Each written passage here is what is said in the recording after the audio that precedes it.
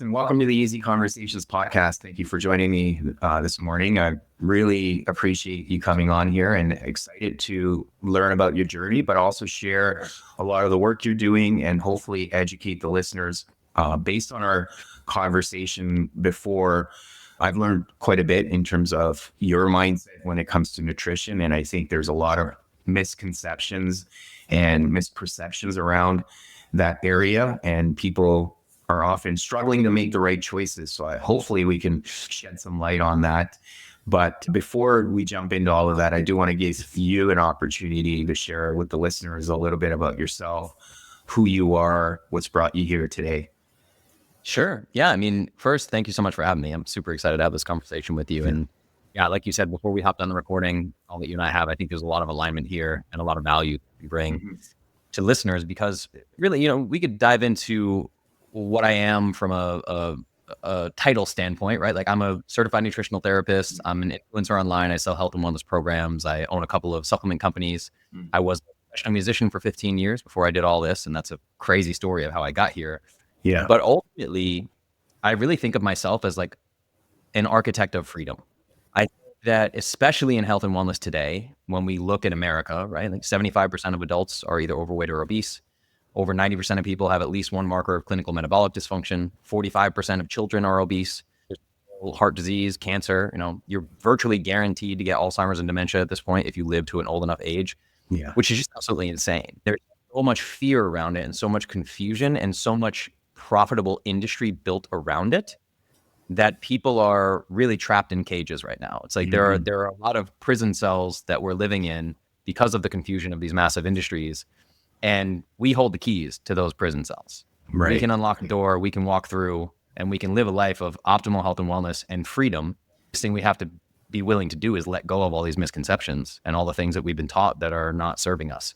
Right. So more so than just a nutritional therapist, I really think of myself as an architect of freedom. It's like, if you're feeling stuck in any way in your health and wellness, in your career, in your relationships, whatever, it all starts with this foundation of like, where are you trapped and where are you being poisoned, literally, because you can't live your best life until you escape from those things. Does that make sense? Yeah, absolutely. And I think it's knowing what the misconception is, because sometimes you don't even know that, and knowing that, okay, where do I find this key? So I'm sure we'll jump into all of that. Just curious, based on your personal journey, what motivated you to make that shift? Because you said you were a professional musician, and then at some point you decided to pivot. What was that turning point for you? Yeah. So for me, I mean, this goes back to childhood. I was born in 86. So I grew up in the 90s, like idolizing the action movie heroes. It was like, my whole life was like VHS tapes of Arnold Schwarzenegger and Sylvester Stallone. I was like, this is the best. And that kind of shaped my idea of what a man is, what a body should look like, which led to tremendous body dysmorphia for me, because I was, at that time, a politically incorrect term, like I was what we called a fat kid. I was deeply insecure going into high school. I was almost 200 pounds. I was 7 inches shorter than I am now, like 5'2", 195 pounds or whatever.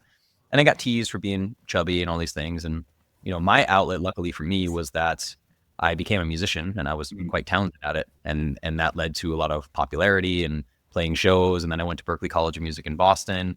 But it was like at 15 years old, I was punishing myself 2 hours a day lifting weights and running an hour every night on the treadmill to try to lose weight because I hated my body. And fast forward to my career in Nashville, where I was playing over 300 shows a year. I had a reality TV show by the time I was 25 on ABC here in America called The Big Time in 2012. So you take a young kid with tremendous body insecurity who really only knows how to masochistically punish himself in the gym to try to get results. And I'm in my 20s and I'm literally living under spotlights, and my appearance is a big part of my career. So it was, CrossFit 2-a-days. I was a boxer. I became a purple belt in jiu-jitsu. I was doing Olympic lifting. I trained with the Strong First guys to get certified in kettlebells, or to run in Tough Mudder races, just like constantly, like I will beat my body into submission. I didn't really understand the nutrition piece, so I was never getting the results that I wanted. In my late 20s, probably around age 26, I would say, so probably mid-20s, I found the Paleo diet.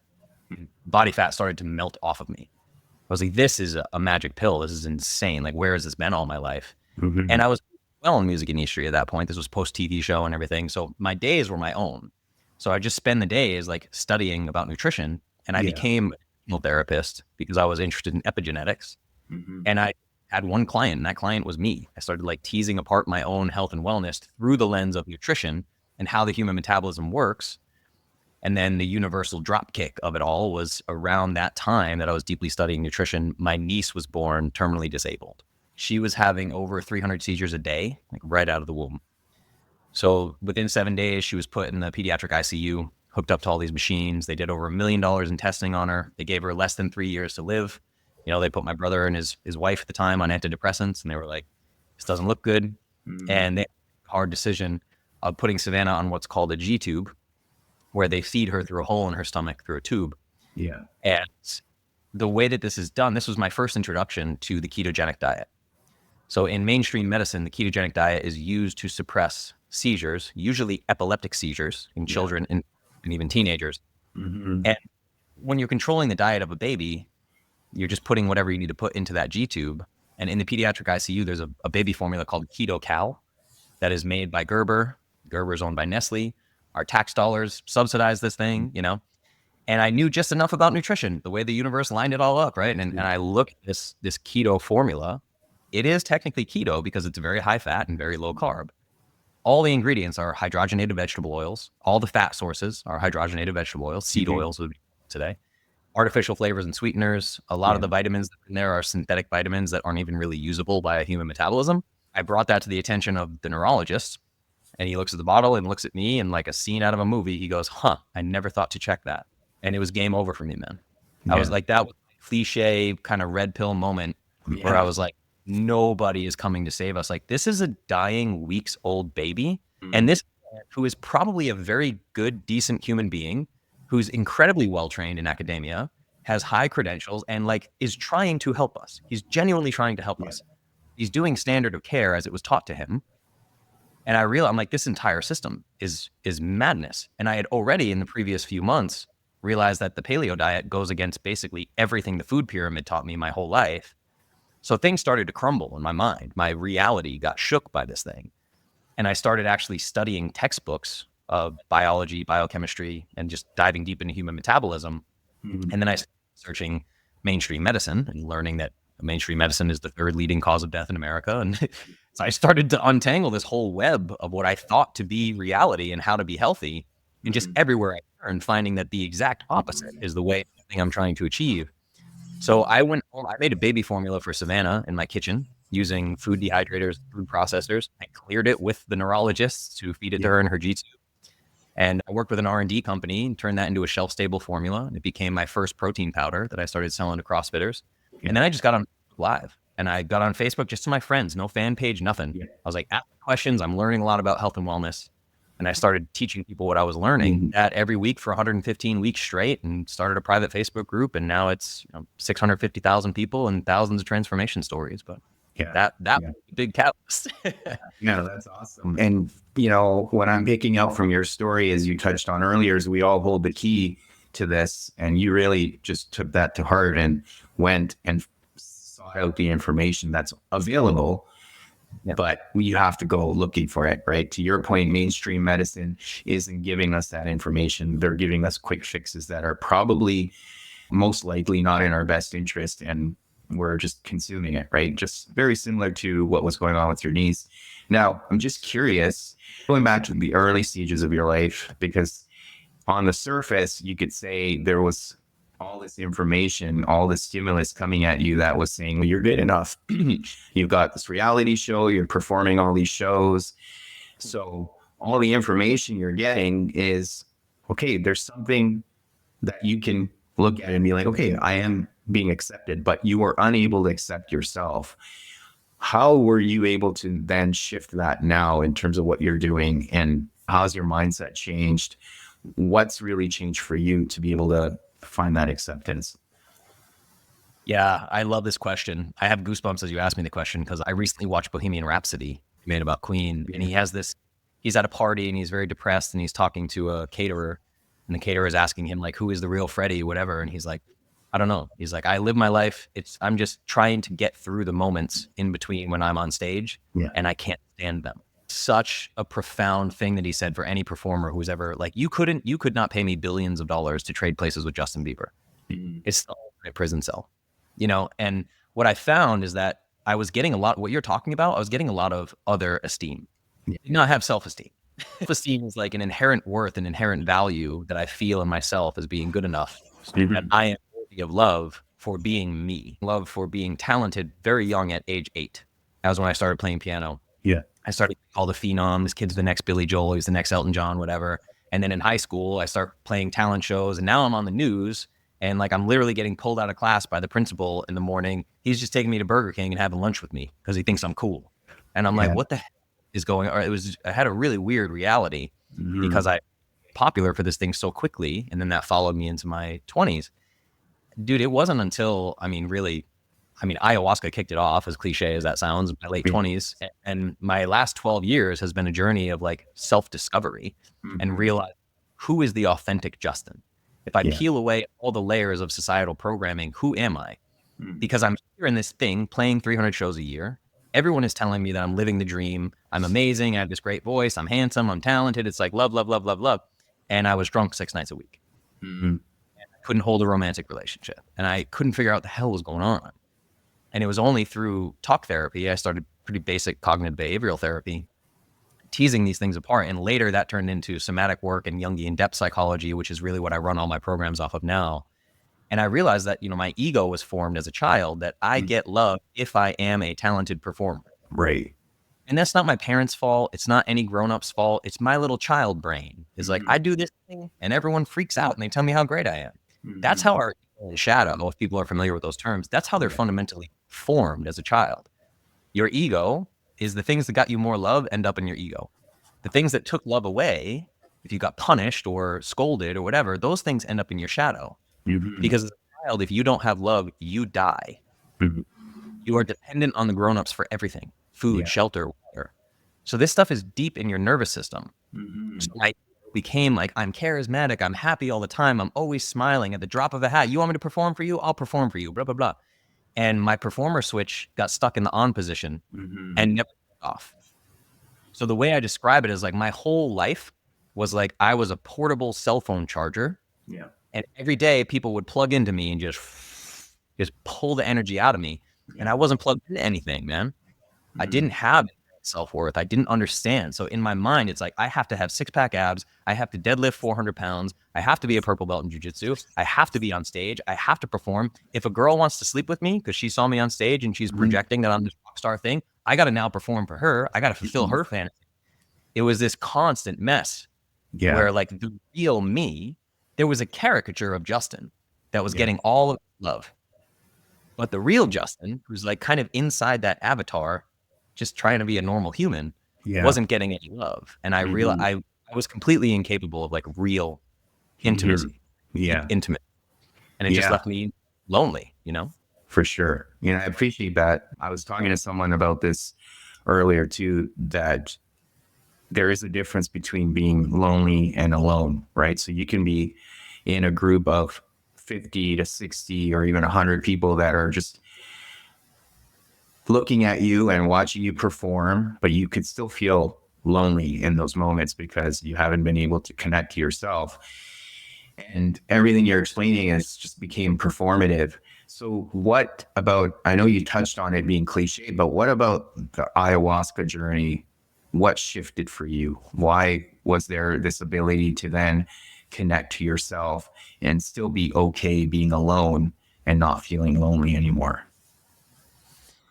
Yeah, I think that what psychedelics connected me to was, some will call it higher self or like my inner authority, right? Like I really think the illusion of authority is a huge problem that we have. It's like we just tend to think other people know better than we do for ourselves, which is how we got the food and medicine disaster that we're into, is the illusion of authority.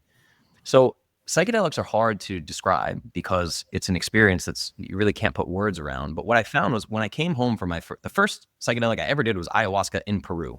I went for 8 days and I did 4 ceremonies. Like I went to Mount Everest first, And in the experience in the jungle, I was like, I didn't know what I was looking for. What is this? Yeah, I'm like seeing some things and I'm having some insights or whatever, but I didn't know what was going on. It was like inspiration in the months following, where like I was at a CrossFit gym and I was doing thrusters for time, which is just an insane move to put the human body through. Yeah. I'm just barbell, I'm thrusting it up in the air, and I'm sweating, I'm huffing and puffing.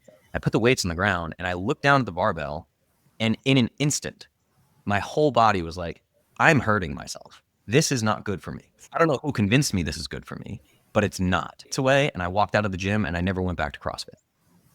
I still train. I train 6 days a week. I love fitness, but not masochistic fitness, or not doing because someone else told me that I need to. I do what feels good for my body and what I enjoy. Yeah.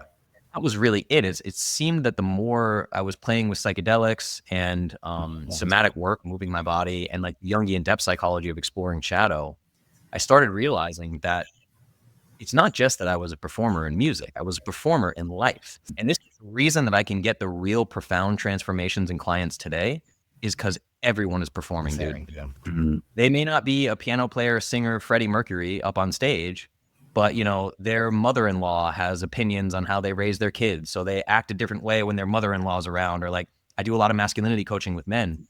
I'll have clients that are like active members in their youth group at church, but on the weekends they're getting drunk and they're having one-night stands on Tinder, and they can't tell anybody about it, because if they admit that in the youth group, they're going to be scolded and outcast and all these things. And it's like, I started realizing that everyone is performing and living life based on other people's opinions.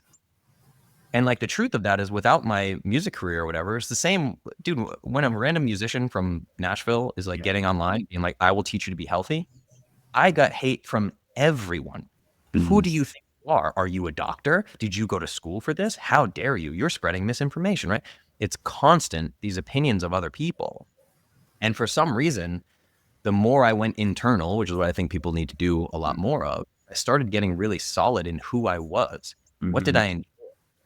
And that was when I started exploring radical honesty of like, if I had a terrible morning and I go get a coffee and that barista's like, how you doing today? And I'm like, I'm great. It's like, I'm programming dishonesty. I'm programming performer. This is performer Justin. I got to be happy. I got to make this guy feel good. So I got to smile. Whereas like, I don't want to vent on the barista like he's my therapist, but I can say, oh, honestly, man, it's been a rough one. I hope your day is going better than mine. I'd love to order a coffee. That's a more honest example, a more honest thing to say, but it makes other people uncomfortable. So we tend to not do it, Right. So I just really, psychedelics helped me tease apart that this term I use in my coaching is how you do something is how you do everything. So if my brain is telling me performer Justin is a musician that's performing for the world, and he feels like his performance switch is on all the time, he's not just performing on stage. He's performing for everyone around him. And the more centered in myself I got, it started weeding relationships out. Like, all of my friends want to go to the bar and they want to drink. And I tell them I'm not drinking tonight. And they buy me a shot without my permission and put it in my face and say, take this shot. I bought it for you. You're going to be a dick. Like this guy. And what am I doing? This is why I showed up here and said, I don't want to. And you have clearly, so it was like boundaries work and all these different things, just trying to figure out what I really wanted for myself, who I wanted to be in the world. And I don't think I know yet. I think it's a lifelong journey of exploring more of myself. I don't know if that answered your question, but I'm just kind of sharing. Oh, absolutely. Thank you for sharing all of that. And I do agree with a lot of it. And one of the things you touched on was this sense of authority that we place outside of ourselves rather than really paying attention to what's going on the inside. So we could be eating a lot of stuff. We've talked about nutrition. It's probably a good segue. We don't feel good, but I don't know, like I'm just going to eat this, right? And not questioning it. And it takes a lot of courage, even based on what you shared, to be able to question that neurologist and be like, well, this doesn't feel right. And putting that challenge. And to your point, that could make people uncomfortable, but at the same time, we have that imposter syndrome where that can kick in through shame and say, who am I to question this authority figure? And then you can expand where you label that authority, right? We could say mainstream medicine is an authority. So should I be questioning them? And maybe let's get into that. What has questioning that allowed for you? What's come through? Yeah, I think the biggest thing is there's a frequency. I promise this will answer your question. I got to go in a circle a little bit. Yeah, no worries. There's a frequency to anger that is unbelievably useful. Anger can inspire change in people more than other emotions that I've found working with clients. So this led me to do a deep dive, right? Like there's a book called Medical Nemesis, like one of the best books ever about like the true horrors of mainstream medicine, allopathic medicine as like invented by the Rockefellers. So I just bring people back in time to learn how to question authority, right? It's like a basic example is like, wasn't that long ago that doctors were bringing different brands of cigarettes to the bedside of patients in hospitals. And like the Camel cigarettes are actually best for your asthma. You should buy this cigarette. And people were smoking cigarettes in their hospital bed trying to like recover from surgery or whatever, right? And at the time, that was evidence-based, trust the science. This is the best thing. This guy has a lab coat on, so these cigarettes must be good for me. Mm-hmm. We look back now and we think of how comical that is, and we make fun of it. Oh, they were unevolved humans. What a bunch of dummies taking cigarettes from their doctors. Today is no different. It's not even close to different. It's actually worse today. Mm-hmm. There are like 10,000 plus diagnoses in the mainstream medical system when all of our chronic diseases come down to about 3 or 4 root causes, period. Mm-hmm. It's all metabolic. Authority, I started reading, there's another great book called Weapons of Mass Instruction, where I went back and looked at the founding documents of the public school system in America and what it was designed for.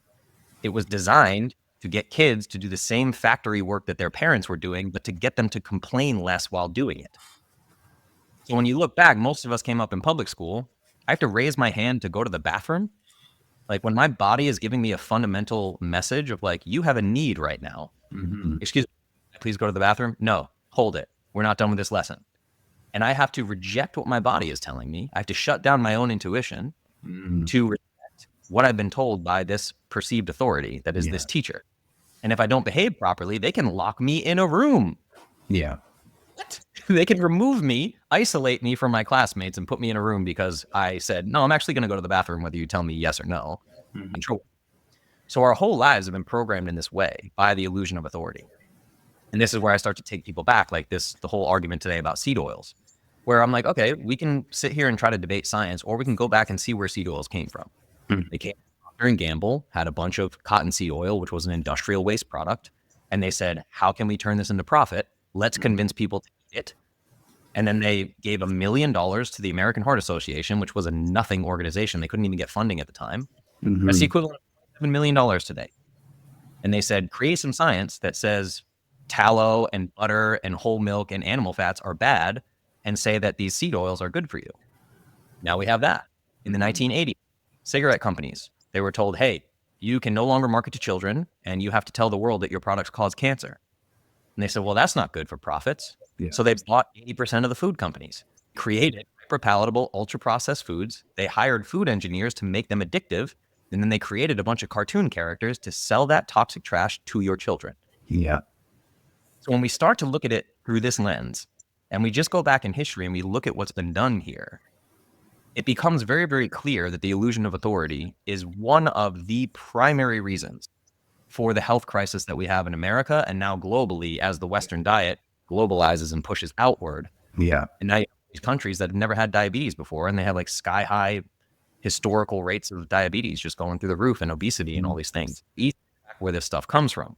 And then I break down everything I do into the very apparently emotionally triggering concept online of food versus poison. And this is how I make it very simple for people to understand. You could hike through the forest every day for the rest of your life. You will never stumble upon a bagel tree. You know? Yeah. And if we took 1,000 people off the street, everyone's nutrition's so complicated. How many calories? How many carbs? How much do I need to work out? Blah, blah, blah. Hey, listen, if you take 1,000 random people off the street and you say, I'm going to give you 2 options of things you'd find in a grocery store. You have to label one poison and you have to label one food. No choice. You have to pick one. Number 1 is steak. Number 2 is strawberry Pop-Tarts. Nobody gets that answer wrong. People know what to do. They know in their body, oh, I think that one's food and this one may not be food, right? So it's so simple. Right. So 99% of my time is spent on, I'm a nutritional therapist. It's spent on the therapy side. Yeah. Trying to help people understand why they refuse to take their own authority. Like this big authority that I'm talking about.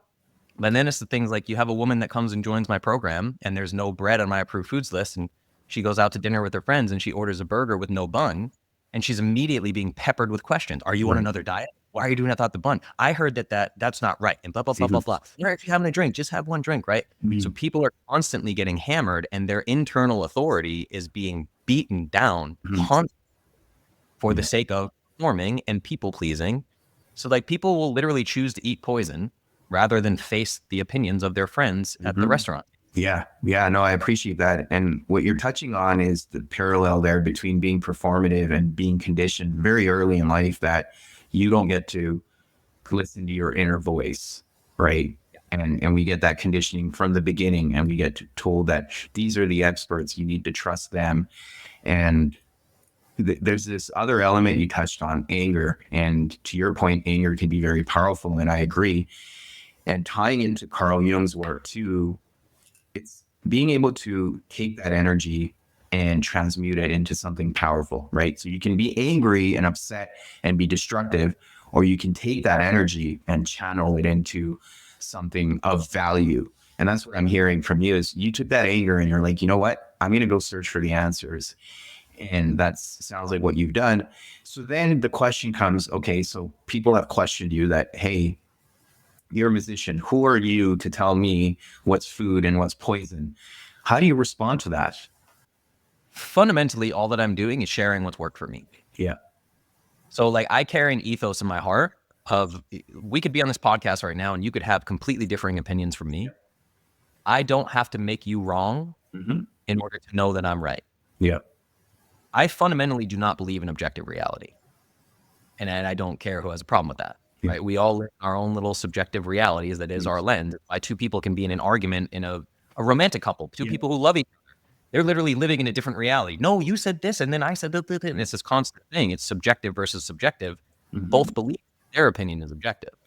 So for me, the way that I spell it out is I'm like, listen, I am a musician. I come from this world. I didn't come through academia. I didn't get trained in the medical system or whatever. I'm literally just sharing what caused the most profound impact for me and what transformed my life. So if you're seeing my life online or any aspect of my life, my businesses, my podcast, my fiance, my friends, whatever, and you want your life to look more like that, ask me how I did it and I'll tell you. So it's basically like, there's a great coach here in Austin, Texas named Jesse Elder who talks about this. I'm essentially a lighthouse. I'm not a tugboat. I'm not going out and pulling anyone towards my content. I'm like, here is what I'm sharing. If this resonates with you, shoot me a message, whatever. Yeah. I'm sharing what worked for me. And now I'm in the fortunate position where I'm not just sharing what worked for me. I'm sharing what worked for thousands of people. In the beginning, when I first started my Facebook group, there were 0 people.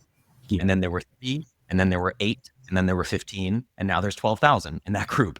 You know, so I'm literally just sharing what worked for me, and people try it out because they, in their own authority, they say, okay, well, I'm going to outsource a little bit of my authority to Justin.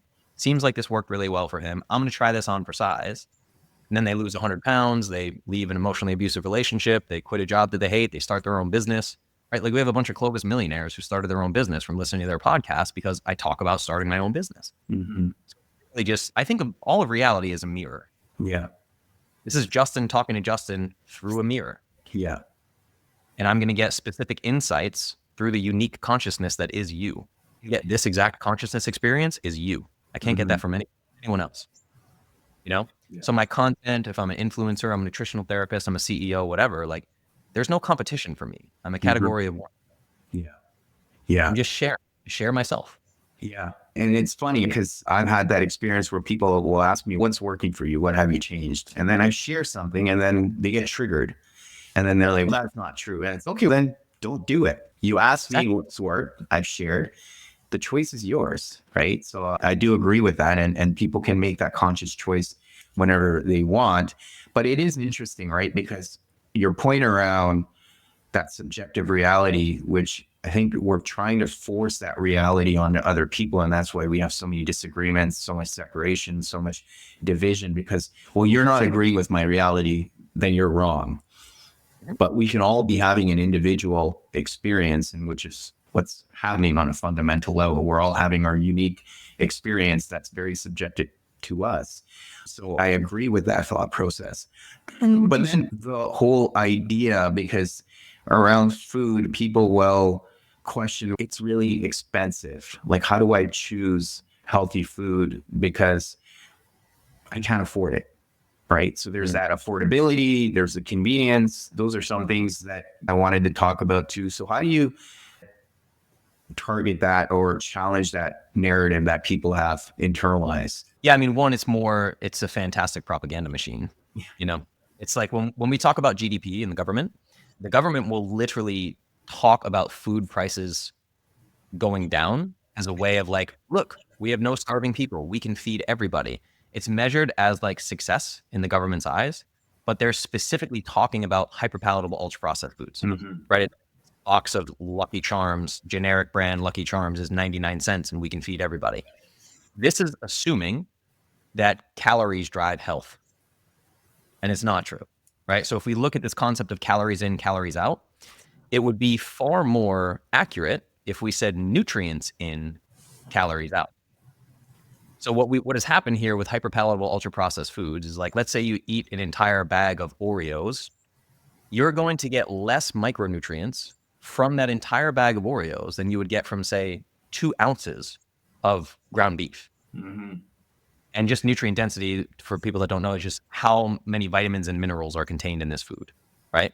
So all of mainstream everything looks at calories and just energy, how much potential energy is in this food, and we measure it by calories. Tracking calories is catastrophic for your health. If that's the only measure of things that you're looking through and you're not paying attention to nutrient density. So if we looked at a grocery store and all the prices were based on price per nutrient, all of what is the most expensive foods in the grocery store, your eggs, your ground beef, your steak, your chicken, whatever, they would absolutely dwarf all of the ultra processed hyperpalatable foods because there are nutrients in those foods. So it's like the term calories, right? Like you're eating a bunch of empty calories when calories don't drive your metabolism. So the metabolic dysfunction that's happening is people are overfed on calories, underfed on nutrients. Obese people are fundamentally malnourished. That is the core of the problem. It's not that they're eating too much. It's that they don't have enough nutrients. Right. So again, it's like we've just taught people to view reality through the wrong lens. My house is full of like, grass-fed beef. I mean, all my food I get from a farm. So it's like I have regenerative grass-fed beef and pasture-raised chicken and whole eggs and raw milk and organic fruits and vegetables and all these things. I may have supposedly paid more on a grocery bill than I would have for the ultra-processed foods, but I'm getting way more nutrients. That's driving better health. I don't have health insurance. I never need to go see doctors. I'm not going to get cancer, right? Like the average 40-year-old woman with one chronic health condition is going to spend $300,000 more out of pocket on medical expenses than someone who doesn't have that condition. Yeah. So if we know that food drives health and poison drives metabolic dysfunction, it's not even close how much more expensive ultra-processed food than non-processed. And I think the other piece there, and I want to test this with you if there's any validity to it, but because you're not consuming nutrients, you're going to basically go towards having more of the hyper processed foods because you don't feel full. So you're consuming more of that stuff and it's not really filling you up. You're not getting the nutrients. Whereas if you were getting nutritional food, you're probably not consuming as much either, right? You can have a little bit and you actually feel satiated and you feel full. Yeah. Yeah. It's one of my favorite troll comments of all time is like where I say calories don't make you fat. And people will be like, you're trying to tell me if I ate 10,000 calories a day of red meat, I wouldn't become obese? I'm like, no, I'm trying to tell you that if you tried to eat 10,000 calories a day of steak, you would throw up all over yourself before you could ever consume enough calories to become fat. Like nobody ever ended up on an episode of My 600-Pound Life eating steak and fruit. Right. It can't happen. You can't break the metabolic dysfunction. So the best way to look at this is like, if I have my laptop computer, my Mac, that Mac has an operating system and code is being fed into the operating system, telling it how to run.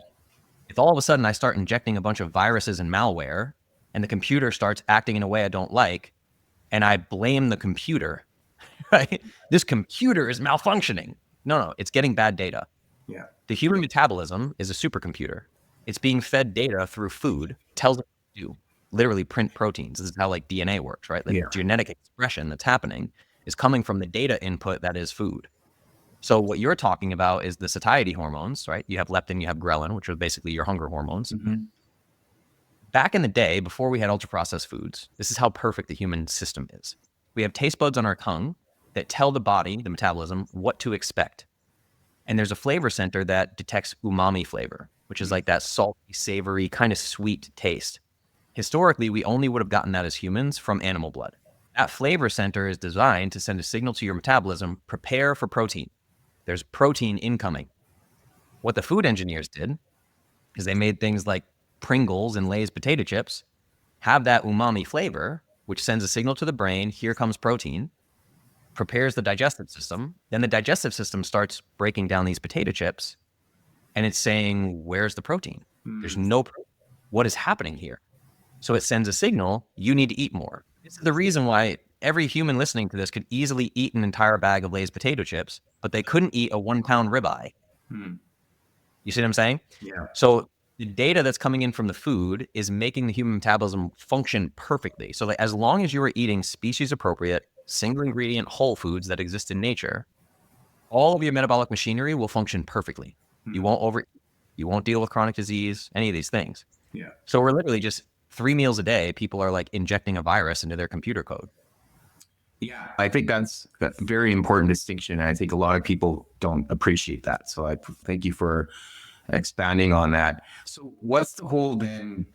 The other thing we talked about was convenience, right? So how do you factor in convenience with this? Because it's convenient to go to a drive-through and pick up a burger, right? So how do you then shift one's perspective around that? Yeah, I love this question too, because I've eaten this way now in over 20 countries. Never had a problem. When I first started Clovis and created my foods list and everything, I was still playing 300 shows a year. So I was living in Best Western hotels and eating continental breakfasts and driving around the country. And once you realize that like the amount of effort it takes to pull into like a Chick-fil-A or something, the amount of time it takes is very, very, it's barely different to like a quarter mile down the road, there's an HEB or an Aldi or a Kroger or a Walmart or whatever. Walmart is the single biggest carrier of organic produce in the entire world. So all I have to do is teach my clients to shift their intention, right? It's like you have a habit that pulling into the Chick-fil-A is convenient. But the truth is you could walk into a Kroger and you could get some Applegate deli meat. You could get a chocolate sea salt RX bar, which is all approved items on my list. And you could get a coconut water and an organic banana. And you have an amazing meal that you can eat in your car while you're driving. And it's poisoning your metabolism. This is not that different. The convenience is not that different. And then when you have convenience foods for things like kids, right? Luckily, we live in 2025. I'm yet to find a quote unquote junk food that I can't find you a brand that's making the same food that doesn't have like the dyes, like red dye just got banned in America, right? Like doesn't have dyes, doesn't have seed oils, artificial flavorings and sweeteners. Like if you want a Snickers bar, go look up Unreal, which is a candy brand that makes a Snickers bar that doesn't have any poison in it. So it's shifting your focus. It's like, I would say this, it's not harder, it's just different. Yeah. When the other thing to expand on too is when you touched on the point that you don't have health insurance, you're not going to have any chronic illnesses. That's an intangible that we don't necessarily pay a lot of attention to. And something I've experienced is by just, to your point, shifting my focus and managing what I'm eating, I have energy levels that I didn't have before, which allows me to be more productive. And that allows me to then do things in a productive way, which I wouldn't be able to do in the cases where I wasn't eating healthy, right? So there's that piece too. So I'm also building longevity into my life in terms of how many years I can pump out a product, like productive work. So is that something you're also focusing on or helping people identify too? 100%. Everything that I do is with the end goal of having your cells create more energy. So on a nerdy level, I'm making your mitochondria produce more ATP, and it's a more efficient process. The amount of substrate food coming in, you can generate more ATP from that food coming in if you're not poisoning your metabolism, right? If you have a car that has a full gas tank, that's a lot of energy, but that car has no spark plugs, it's never going to move. It's not going anywhere. It literally cannot generate energy. You need a catalyst to create energy. So fundamentally, every person that comes through my programs, I'm making their body increase energy output.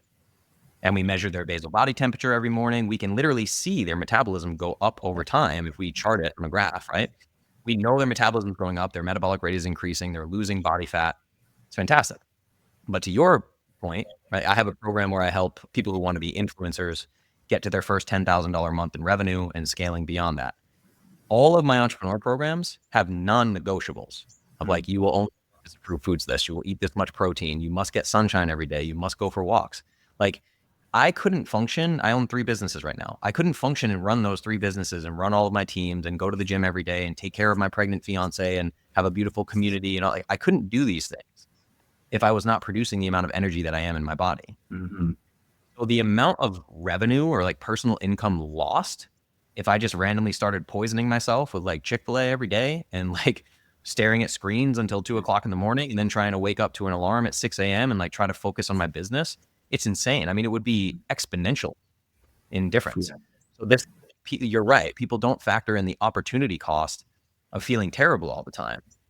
And this is where I think that diet culture and fitness culture is so toxic and so harmful to people. I've never met an obese person with high energy symptoms.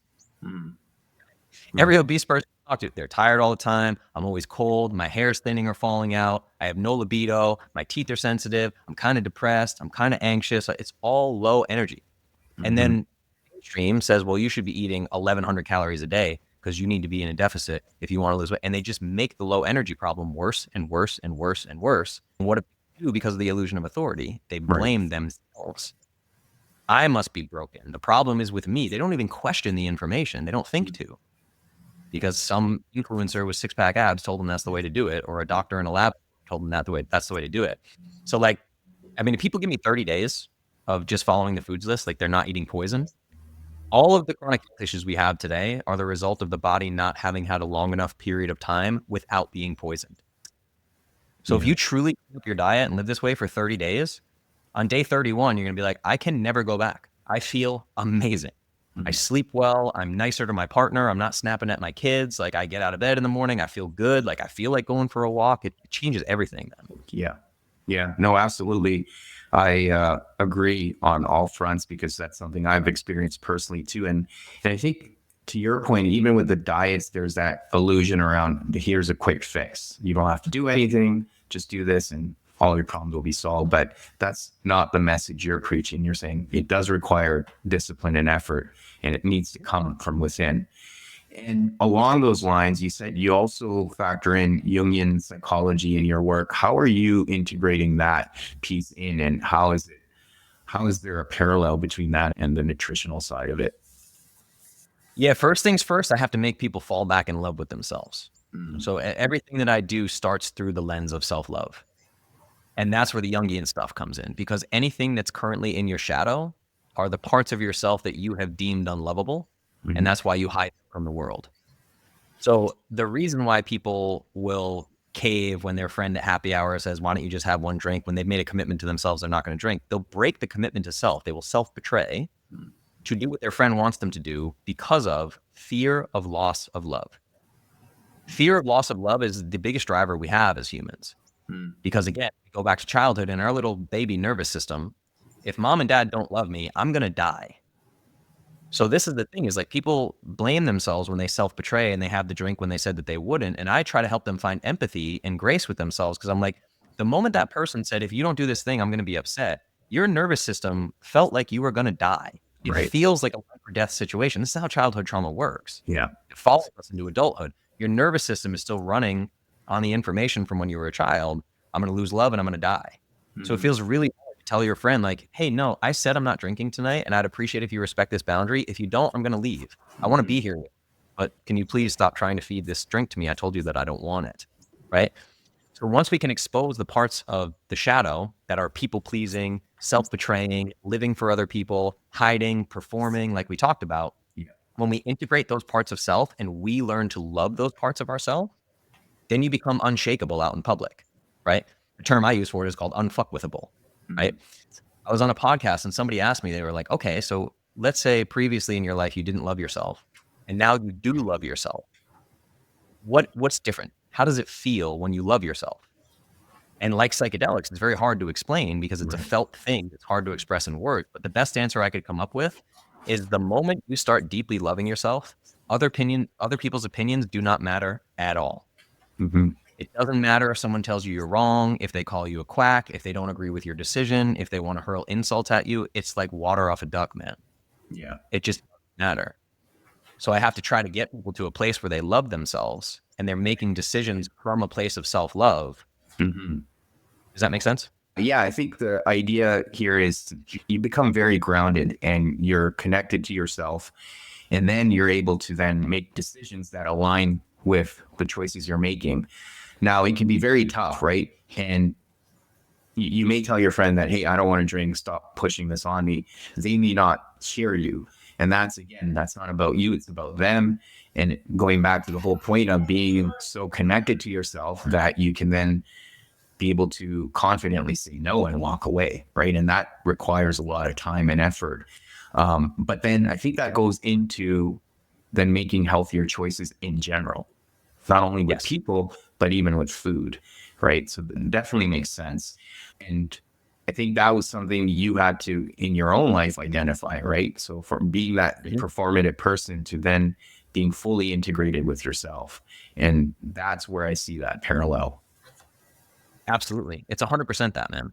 And it's all along the way, people are going to have ideas and opinions of how you should be living your life. Like there are still people in my life that are like mortified that I left the music industry because it was really cool for them to be friends with me or be a part of this thing. It's like, what? Or they're working a 9 to 5 that they absolutely hate. Right. And they were always envious of me being on stage and performing and doing this thing, right? Like, so to them, they just can't understand why I would make that choice. So you're right. Like you have to end up grounded in self. And once you're grounded in self, it becomes an amazing weeding out tool Yes. for all the people who are not supposed to be in your life and are not aligned with the person that you want to be. Like my social circle, when I left the music industry, that social circle doesn't exist anymore. All of those friends that I had are out playing stadium tours and getting drunk every night. And that's really, we connected because we were doing that thing together. We weren't talking about the things I wanted to talk about. We weren't challenging each other to be our best selves. We weren't sharing wins. It was like a lot of like get drunk and complain about the way the world is. You know, you really have to look around and see like, actually, did I build the current social circle that I have because it's the very best social circle for me? Or was it because I built it while I was people pleasing and self-betraying? Where did it come from? Right. And that's the thing is I warn people straight up from day one, like Clovis, which is my business and all my programs, is a Trojan horse.